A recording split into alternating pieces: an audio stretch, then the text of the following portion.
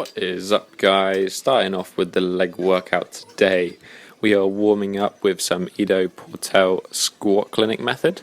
A link to the full routine will be in the video, so rather than me telling you how to do it, I'd rather the pro show you how to do it. Body by rings method doesn't actually have a leg training session, so this is more of an open sort of routine for me. I actually have used this routine now for a few months, and I think it's a really simple but effective way of training legs.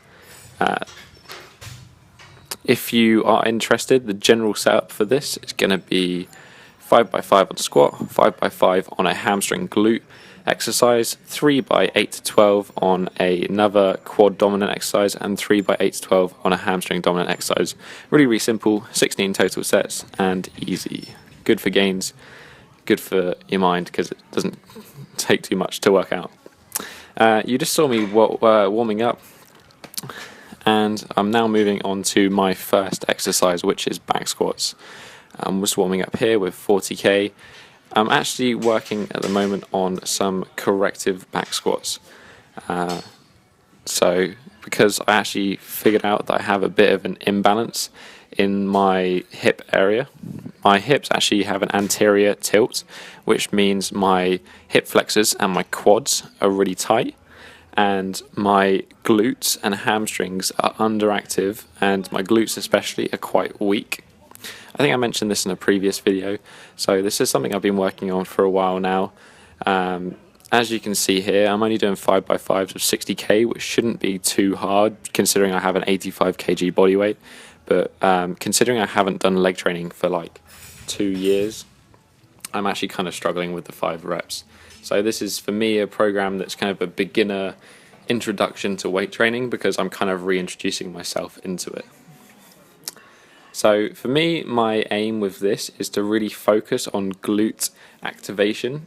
So I'm really focusing on pushing my bum out, a little pause at the bottom, and really clenching my glutes all the way up, because for me, it's something I've neglected. Throughout my leg training, I've always done front squats for some reason, which also led into the Olympic training, which was just more front squats, and I think this has led to a bit of an imbalance in my glutes. So I'm really having to work hard to correct that, as well as stretching out my hip flexors and quads to loosen up that aspect of it. I've only got 3 sets in this video, but I hope you guys can see that I'm still working pretty hard at it.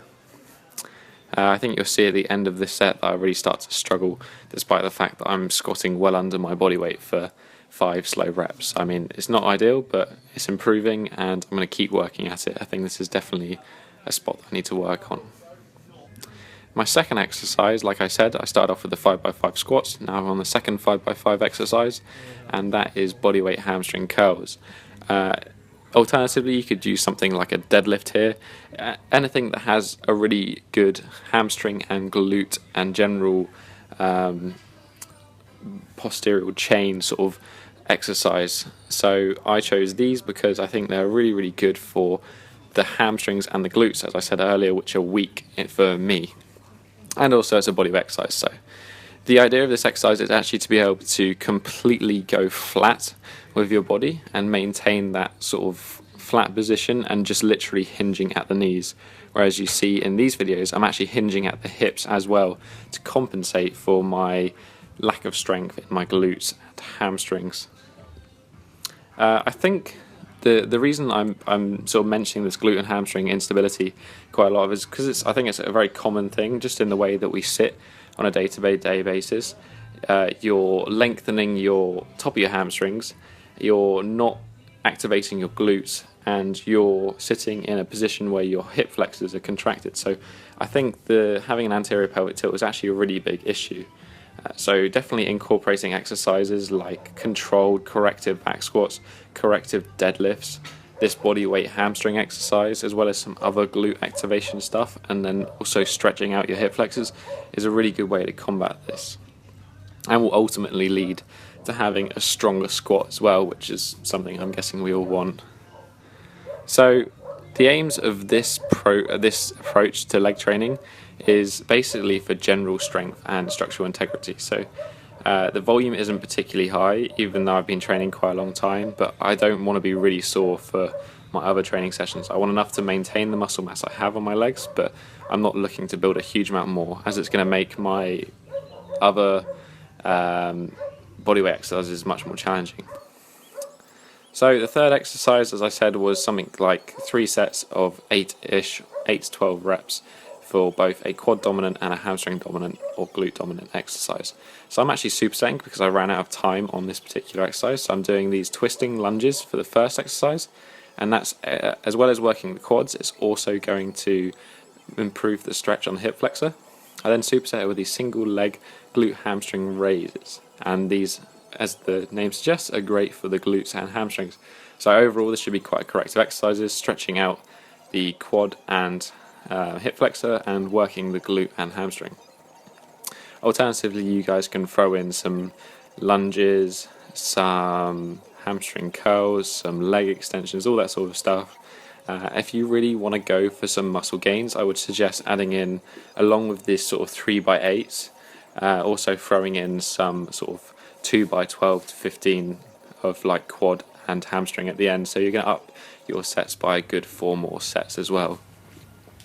I'm then working on some mobility at the end of my workouts. I really suggest working on mobility, and I wouldn't just recommend just passive stretching. I'd recommend loaded stretching, which is basically you're strengthening the muscle instead of stretching it in a passive way. So you're putting some sort of tension on the muscle at its furthest range of motion so that it's stronger in that range, and then you can therefore go further.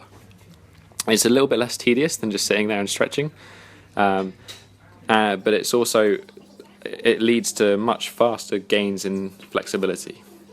So here I'm doing some straddle ups followed by a pancake stretch, and this is mainly for my hamstrings, lower back, and also because I want to achieve the pancake, which is when you go flat on the ground in between your legs. The second thing I'm doing is actually just some general passive stretching for my hip flexors, because I said they're tight. So I'm just doing some I was doing a that cat stretch, is it? I can't remember. When you push your hips into the ground, and then just a standard lunge stretch, and this for me is enough, as well as my usual stretching routine at night, to sort of help balance out those hips. I then follow these two up with some hamstring stretches. Now this hamstring exercise is really great, especially if you have tight calves. So you want to get your foot, lean it up against a surface at sort of the maximum angle you can, and kind of really gently ease into this bottom position. Anyway, hope you guys enjoyed this video. Leave a like, the full workout is in the description, and see you in the next one.